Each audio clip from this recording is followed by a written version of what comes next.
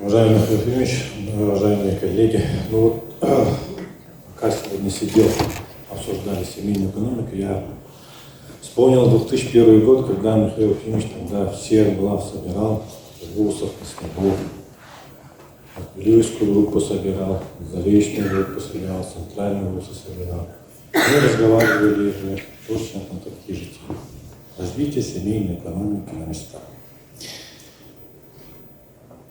Все, что забытое, все, что хорошо забытое, это надо все остановить, значит, адаптировать к новым условиям.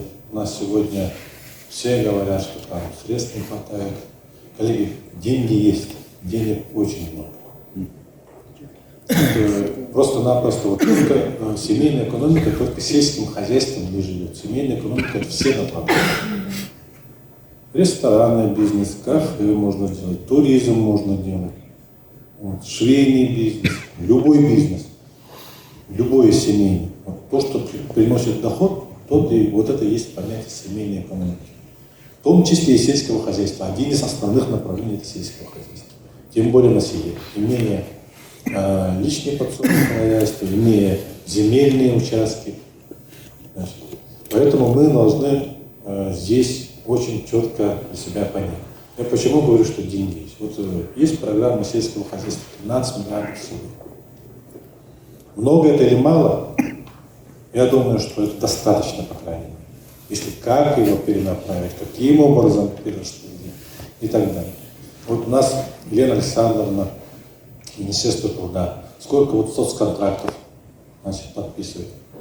Если я не ошибаюсь, может быть, Елена Александровна меня поправит, лет 5 или 6 тому назад Министерство труда в госпрограмме было порядка, чуть более 10 миллиардов, да, если я не ошибаюсь. Сегодня более 30 миллиардов. Социальной помощи направляет Министерство труда. Да? Я прав или не прав? Да, увеличение кратно произошло. Эти деньги напрямую идут кому? Всем нашим жителям. Вот я от многих глав слышу, уважаемые коллеги, действительно на селе люди перестали некоторые работать, получают социальную помощь. Вот сегодня Слав сказал, министр сказал, главы говорят, люди не хотят работать, такие тоже есть.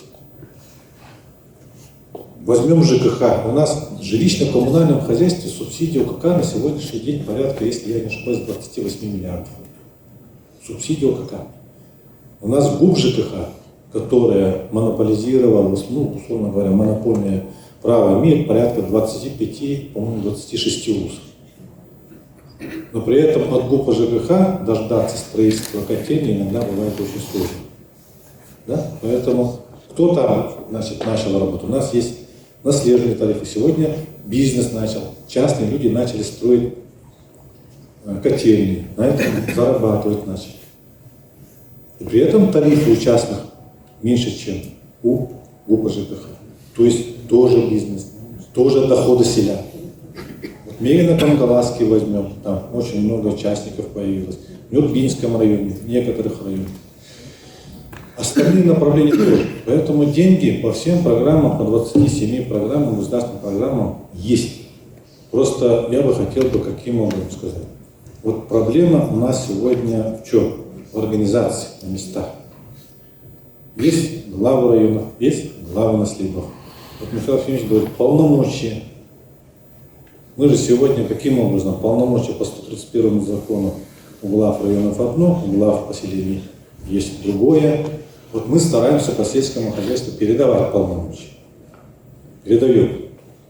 А после нулевых годов все полномочия у нас, наоборот, были централизованы. И здесь я вижу один из кореней бед на местах, что у нас инициатива пропала. В том числе по сельскому хозяйству. У нас ЖКХ глава занимается. Вот при Михаиле Ефимовиче мы, главы, занимались всем. Социальными пособиями, ЖКХ, сельским хозяйством. В том числе. Всем занимались. Были начальниками УВД, милиции. Всем занимались. Сегодня глава чем занимается?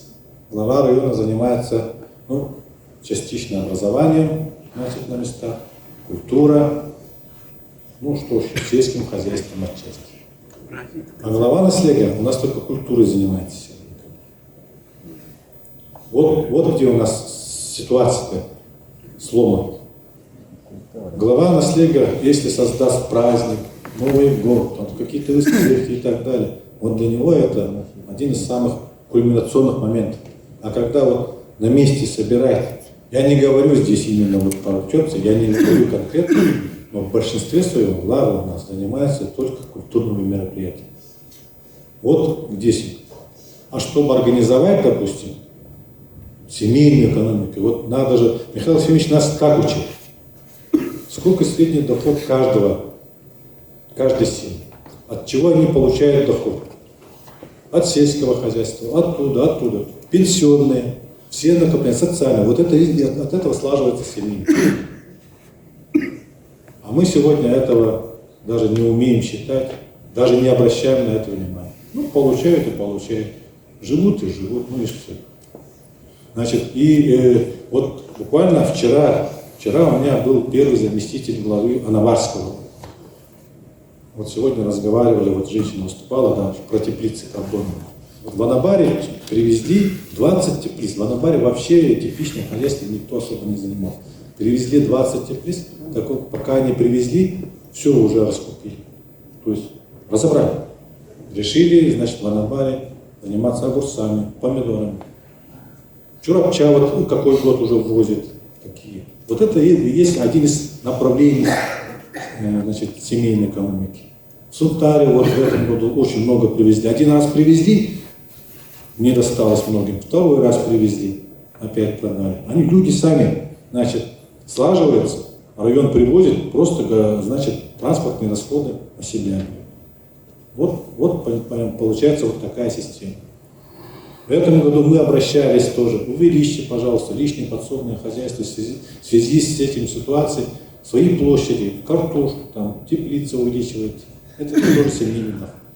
Поэтому, если говорить о том, что у нас нет средств, у правительства нет средств, коллеги, у нас больше 250 миллиардов рублей в бюджете сегодня.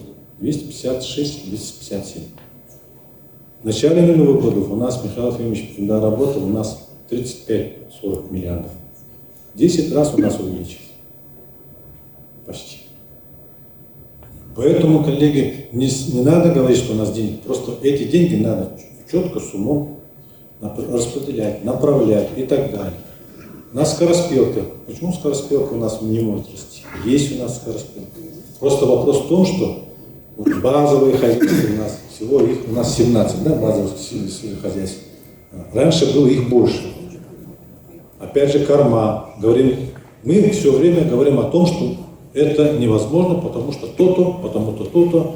Все говорят, солянка дорогая, все говорят, комбикорм дорогой и так далее. Говорим то, что не хочется делать. Так в нулевых годах, в 90-х годах у нас и денег-то нет. Поэтому без денег все это делали, организовывали, значит, отрабатывали, убеждали людей. Сегодня мы с деньгами не можем убедить. Самое интересное, вот в чем заключается проблема. Имея деньги, не можем убедить наше население работать в этом направлении. И вот у нас хозяйство, которое из Академии наук занимается, фамилия и отчество, который возглавлял этот кадетскую школу возглавлял. Тихонов? Скрябин, вот. Наш Скрябин. Да, Скрябин Тихон. Он начал заниматься сельским хозяйством. Вот он подумал, человек совсем с другого этого, хотя у него родители работали в совхозе, он сказал, сельское хозяйство, оказывается, доходное. Решил заняться сельским хозяйством. Многие хорошие сельхозники, они скажут, сельское хозяйство при нормальном субсидировании, при нормальном подходе, оно приходит при очень хороший доход. Очень хороший доход. Поэтому, коллеги, вот смотрите, вот система торов. У нас, вот Михаил Ильич еще в прошлом году говорил, надо создать вот этот агротор.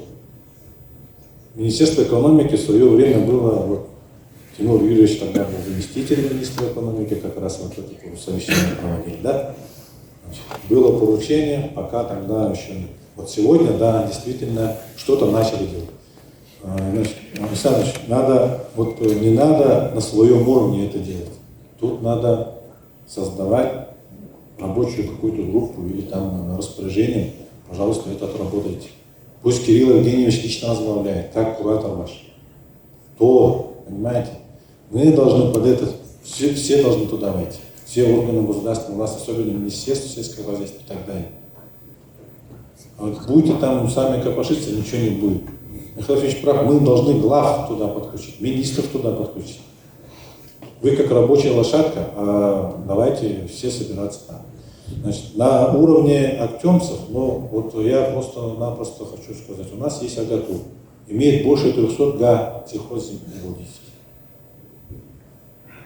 Более 3000 у нас сельхозземель здесь, только в Актемце. Можно здесь организовать все, что угодно.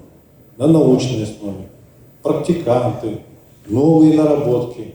Мы же говорим, у нас что сегодня все есть.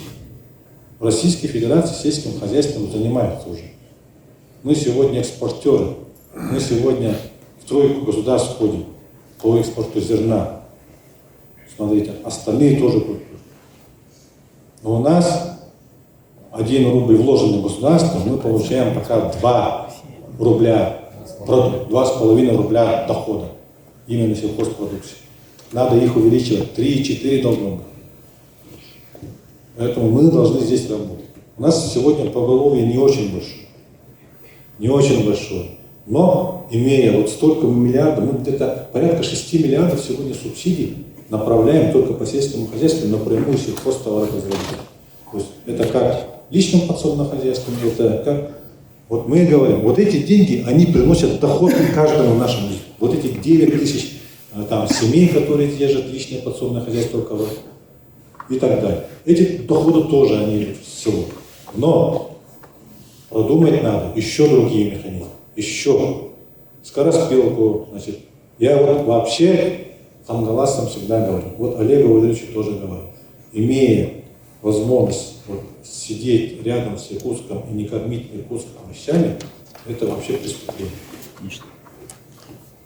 Сегодня вот, узбеки, там, киргизы и так далее, те, кто овощами занимается, начали скупать у нас, у наших фермеров картошку, свеклу, морковь и продавать там на трудах.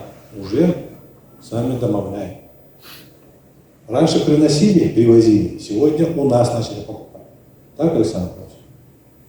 А мы не можем сами продавать, а мы не можем сами вырастить. Земли у нас много, а растить мы не можем. Поэтому, уважаемые друзья, давайте, мы тоже должны научиться думать и так далее. Главы наследников должны думать.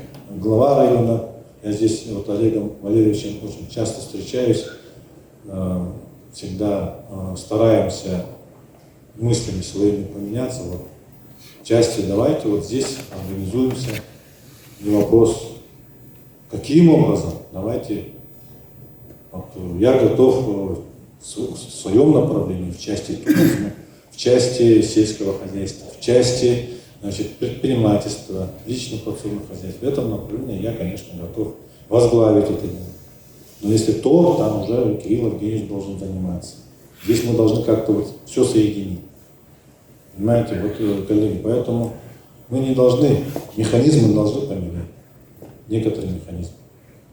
Скороспелка у нас вообще, честно говоря, вот, должно, как говорят, из рога изобилия. Можно, у нас куриц много, у нас свиней много. Желающих начали много сейчас стало. Вопрос, хватит ли нам инвестировать и так далее. И как инвестировать. Вот здесь вопрос. Так что, коллеги, давайте соберемся, проработаем. Каждая семья, которая живет на селе, должна иметь доходы, кроме социальных, еще свои доходы. Поэтому нельзя уповать только на социальные пособия и так далее, и так далее. Вот у нас это одна из хорошая сторона, но имеет обратную сторону. Поэтому здесь мы должны повышать наш уровень. У меня все. Спасибо.